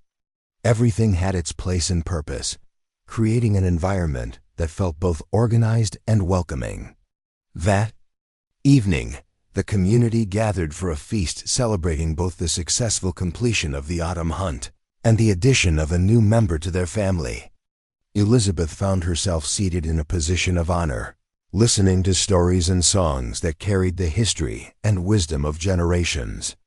The sense of belonging was immediate and profound, as if she had finally found the place where her spirit could rest. When Stone Bear took her hand as they sat beside the great fire, Elizabeth felt the final piece of her new identity settle into place. She was no longer a widow struggling to survive alone, no longer a woman defined by loss and limitation. She was Prairie Flower, wife of Stone Bear, member of a community that valued her strength and wisdom, mother to children who would grow up knowing they belonged to something larger than themselves. The first snow began falling as the celebration continued into the night, large, soft flakes that promised the deep winter ahead, but Elizabeth felt no fear of the cold months to come. She would face them surrounded by people who cared about her welfare, beside a man who respected her partnership, in a community that had room for her contributions and growth. As she and Stone Bear walked to their lodge through the gently falling snow, Elizabeth realized that the choice she had made was not just about survival or companionship. It was about becoming the person she was truly meant to be, freed from the expectations and limitations that had kept her small and fearful. She had chosen love over security, growth over stagnation, belonging over respectability. Behind them, the great fire continued to burn, its light reflecting off the falling snow and casting dancing shadows on the lodge walls. Around them, the sounds of a living community gradually settled into the peaceful quiet of night. And ahead of them lay a winter that would be warm with shared work and mutual care, followed by springs and summers filled with possibilities that Elizabeth was only beginning to imagine. When Stone Bear drew her into his arms that first night in their shared lodge, Elizabeth felt the last of her old fears dissolve into nothing. She had found her home at last, not in a place but in the heart of a man who saw her clearly and loved. What he saw, the wind that had once moaned through her lonely cabin, now sang songs of welcome through the hide walls of her new life. Outside, the snow continued to fall, blanketing the valley in pristine white that transformed the familiar landscape into something magical and new. Elizabeth drifted off to sleep, listening to Stone Bear's steady breathing beside her, feeling safer and more loved than she had ever thought possible. Her last conscious thought was gratitude for the courage to choose hope over fear, for the warriors who had offered her a new beginning, and for the love that had bloomed in the wilderness, like flowers growing where they were never supposed to survive. The woman who had lived alone for years, watching life pass by through frost-covered windows, was gone forever.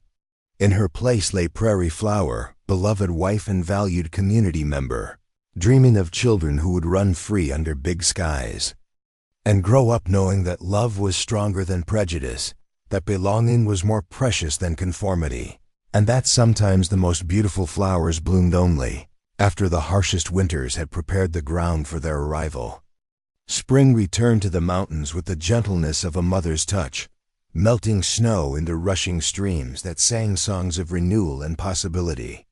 Prairie Flower stood at the entrance of her lodge, one hand resting on her swelling belly, where new life grew strong and sure, watching as her husband Stone Bear worked with the other men to prepare the great poles that would support their summer dwellings. The child within her moved restlessly, as if eager to join the world of sunshine and birdsong that was emerging from winter's long sleep. 6 months had passed since she had left her old life behind. 6 months of learning and growing and becoming someone she had never imagined she could be.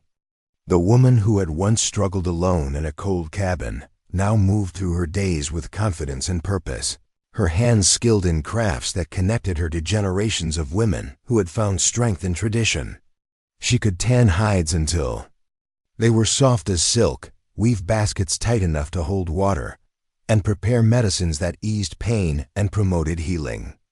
The language of the Lakota came more easily now, flowing from her tongue with increasing fluency as concepts that had no equivalent in English found expression through words that carried deeper meanings. She dreamed in Lakota sometimes, her sleeping mind fully inhabiting the culture that had welcomed her with such generous hearts. Stone Bear delighted in her progress, proud of her quick mind and adaptability, never making her feel inadequate when she struggled with particularly complex grammatical structures or cultural nuances. White Dove had become more than a teacher, evolving into the sister Prairie Flower had never known she needed. Their friendship transcended the barriers of language and background, built on shared laughter over small failures and quiet satisfaction in accumulated skills. The older woman's wisdom about pregnancy and childbirth had been invaluable as Prairie Flower's body changed and grew, providing both practical knowledge and emotional reassurance during moments of uncertainty. The community had embraced her completely, no longer treating her as an exotic newcomer, but as a full member whose contributions were valued and whose opinions carried weight in discussions that affected everyone. When decisions needed to be made about camp locations or resource management, the Women's Council sought her input along with that of other experienced wives and mothers. Her unique perspective, bridging two cultures with different approaches to common problems, often provided solutions that pure tradition might have missed. Running Wolf had proven to be a leader of exceptional wisdom, guiding his people through the challenges of a harsh winter with decisions that balanced individual needs against community welfare. His diplomatic skills had been tested repeatedly, as tensions with white settlers increased throughout the territory, but he had managed to maintain peaceful relationships through careful negotiation and strategic compromise. Prairie Flower's presence in the community had actually strengthened his position in some unexpected ways, demonstrating that cooperation between cultures was possible when built on mutual respect rather than domination. The other warriors who had accompanied Running Wolf on that fateful autumn journey had all found wives during the winter months, some from among the unmarried women of their own people, and others from small groups of refugees who had joined the community seeking protection and belonging. Swift Arrow had married a young widow with twin daughters who shared his enthusiasm for practical jokes and adventure. Iron Hand had chosen a skilled craftswoman whose pottery was renowned throughout the region. White Hawk had wed a woman whose knowledge of medicinal plants complemented his own healing abilities. Each union had strengthened the community in different ways, bringing new skills and perspectives that enriched their collective wisdom. The children born from these marriages would grow up in a world where cooperation and mutual support were valued above competition and individual advancement, where diversity was seen as strength rather than threat. Prairie Flower's pregnancy had progressed smoothly, her body adapting to its changes with the resilience she had discovered within herself during the months of transformation. Stone Bear attended to her needs with gentle attentiveness, never becoming overprotective, but always aware of her comfort and safety. His excitement about becoming a father was tempered by respect for the physical and emotional demands that pregnancy placed on his wife. The baby moved again, a strong kick that made Prairie Flower smile with anticipation. According to White Dove's calculations, birth would come with the height of summer, when the weather would be warm and the camp settled in their seasonal location near the great river where fish ran thick and berries ripened in abundance. It would be an auspicious time for a child to enter the world, surrounded by plenty and celebration. Stone Bear approached carrying the lodge covering that would protect their family during the summer travels, his movements economical and purposeful, as he prepared for the seasonal migration that would begin within days. The sight of him working filled Prairie Flower with contentment that still surprised her with its depth and constancy.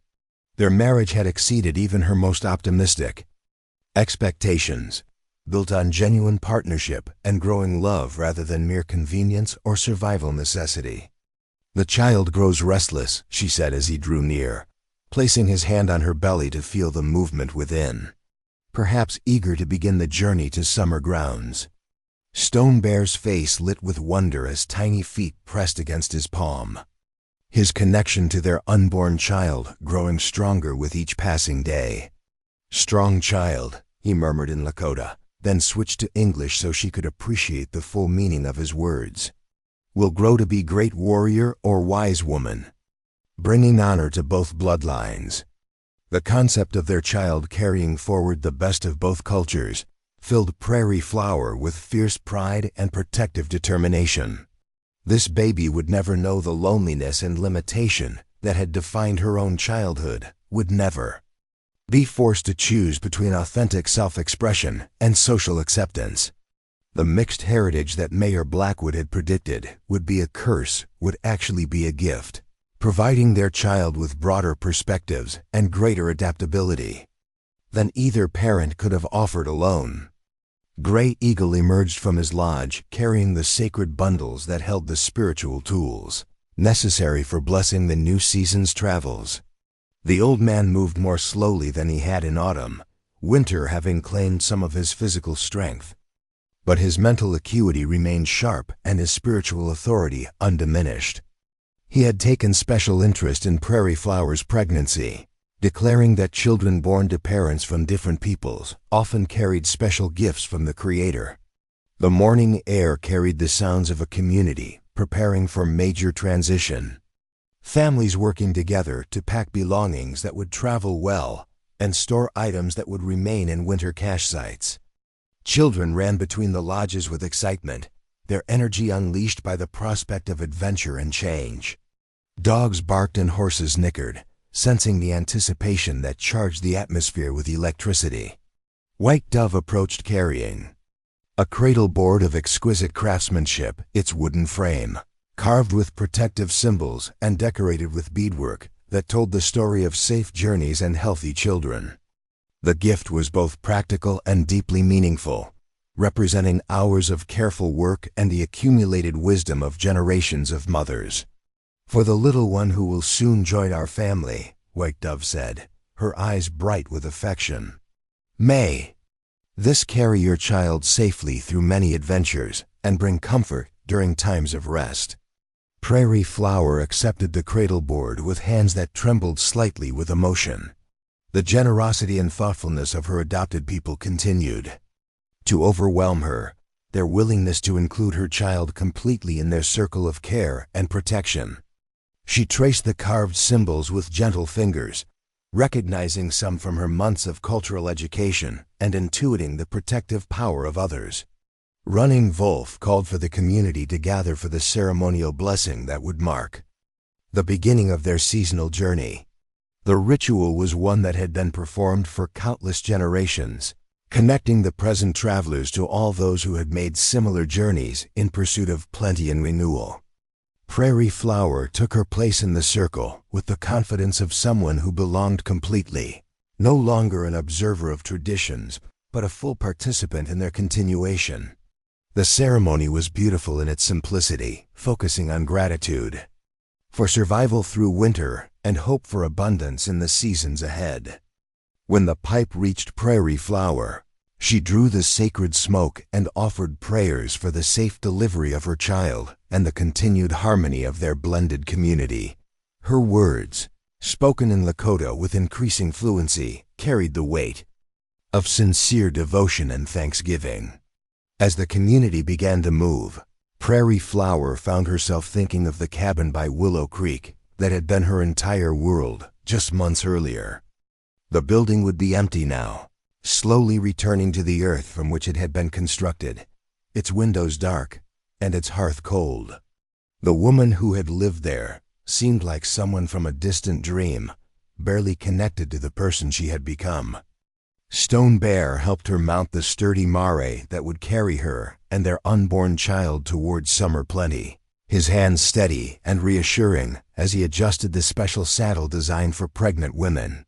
The horse was gentle and well-trained, chosen specifically for its calm temperament and sure footing on difficult terrain. Nothing had been left to chance where the safety of mother and child were concerned. The procession moved with the fluid grace of a people who had been traveling these routes for generations, each family knowing their position and responsibilities without need for constant instruction. Scouts ranged ahead and behind, ensuring safe passage and watching for any signs of trouble that might threaten the vulnerable members of their community. The organization was complex but appeared effortless, the result of accumulated wisdom and practiced cooperation.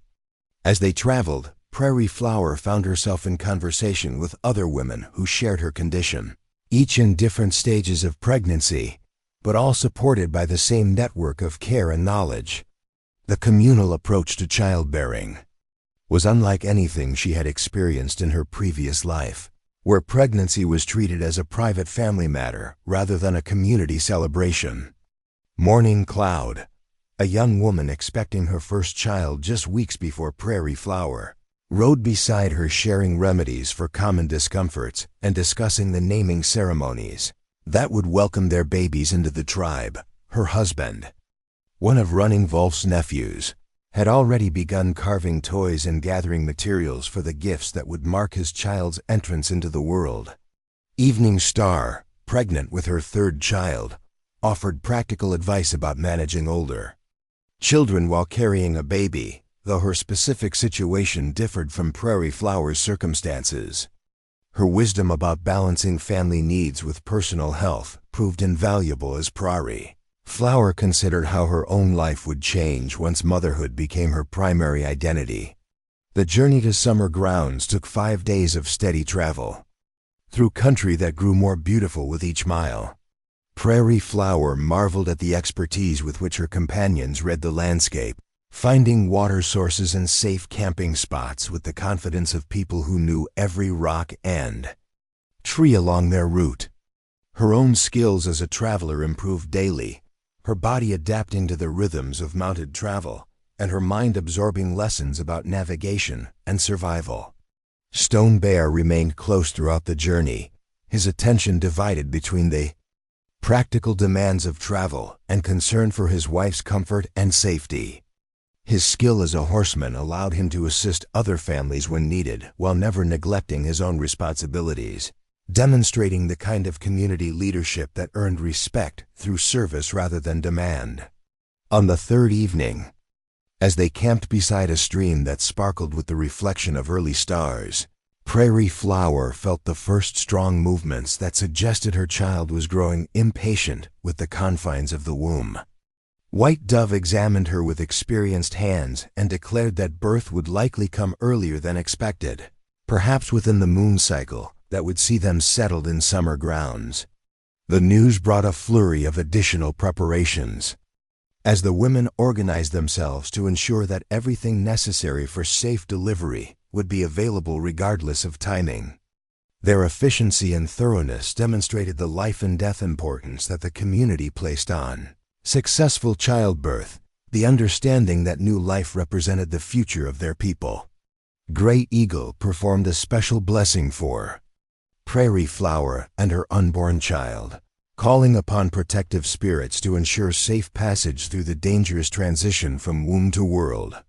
His prayers carried the accumulated wisdom of decades spent guiding his people through critical moments, his voice steady with the authority of someone who had seen Creator's hand at work in the most intimate aspects of human experience. When they finally reached the summer grounds, Prairie Flower understood why the journey was worth the effort and risk. The valley was a paradise of abundance, with clear water, fertile soil, and natural meadows where horses could graze freely. Fish jumped in the river, birds nested in groves of fruit trees, and game trails indicated the presence of deer and elk that would provide meat throughout the warm months. The community's summer lodges rose with practiced efficiency, their lighter construction designed for the warm weather and temporary occupancy that characterized this season of plenty. Prairie Flower and Stone Bear's dwelling was positioned to take advantage of cooling breezes, while providing easy access to the stream where she would need to fetch water during the demanding days of early motherhood. Their lodge was spacious, enough to accommodate not only their immediate family, but also the relatives and friends who would assist during childbirth and the recovery period that followed. The interior arrangement reflected both practical necessity and spiritual significance, with special areas designated for the sacred objects and ceremonies that would welcome their child into the world. As summer progressed, Prairie Flower's pregnancy advanced toward its natural conclusion with the support of an entire community invested in her success. The final weeks brought increasing discomfort, but also growing excitement as everyone prepared for the arrival of a child who would represent the future of their blended culture. When labor finally began on a warm evening in late summer, Prairie Flower found herself surrounded by experienced women whose knowledge and encouragement carried her through hours of intense work. White Dove guided the process with gentle authority, her hands skilled in the ancient art of bringing new life safely into the world. Stone Bear waited outside with the other men, his anxiety balanced by confidence in the women who attended his wife. The sounds that emerged from the birth lodge told the story of struggle and triumph, pain transformed into purpose, individual merged with natural forces larger than any single person. The baby's first cry pierced the evening air like a victory song, announcing the successful completion of the most fundamental human journey. When White Dove emerged carrying a small bundle wrapped in soft doeskin, her face glowed with satisfaction and joy. "A son," she announced to the gathering crowd. Strong and healthy, with his father's broad shoulders and his mother's intelligent eyes. Stone Bear entered the lodge with hands that trembled slightly with emotion, approaching the woman who had given him the greatest gift any man could receive. Prairie Flower looked exhausted but radiant, her face transformed by the primal satisfaction of successful childbirth. The baby was perfect, his tiny features a beautiful blend of both parents' heritage. His skin carried the warm undertones of his father's people, while his eyes held the clear brightness that characterized his mother's bloodline. When Stone Bear held his son for the first time, tears of gratitude ran freely down his weathered cheeks. "What shall we call him?" "Prairie," Flower asked, though she suspected that Stone Bear had been considering names for months. "Two spirits walking," Stone Bear replied without hesitation. "For he will walk between two worlds and find strength in both." The name ceremony took place 3 days later, with Gray Eagle officiating and the entire community participating in the ritual that would formally welcome their newest member. The baby received not only his Lakota name, but also gifts and blessings from dozens of people who considered themselves responsible for his welfare and development. Prairie Flower watched the proceedings with wonder and gratitude, remembering the lonely cabin where she had once believed her life would end without meaning or legacy. The transformation seemed almost impossible to believe, yet here she sat, with her husband and son, surrounded by people who loved them unconditionally. As autumn approached, and the community prepared for another seasonal migration, Prairie Flower reflected on the year that had completely altered her understanding of what life could offer. She had found love, purpose, belonging, and motherhood. Among people she had been taught to fear and despise, the prejudices of her upbringing had been revealed as lies designed to prevent exactly the kind of beautiful union that had given her such happiness. Two Spirits Walking grew strong and healthy, his development celebrated by grandparents and aunts and uncles who delighted in every milestone. The child would grow up knowing he was loved and valued, that his mixed heritage was a source of strength, rather than shame, that the world held possibilities limited only by his own courage and imagination. When winter returned and the community settled once again into their cold weather routines, Prairie Flower found herself teaching other women the skills she had brought from her previous life, while learning advanced techniques that would serve her family for years to come. The exchange of knowledge flowed both ways, enriching everyone involved and strengthening the community's collective wisdom.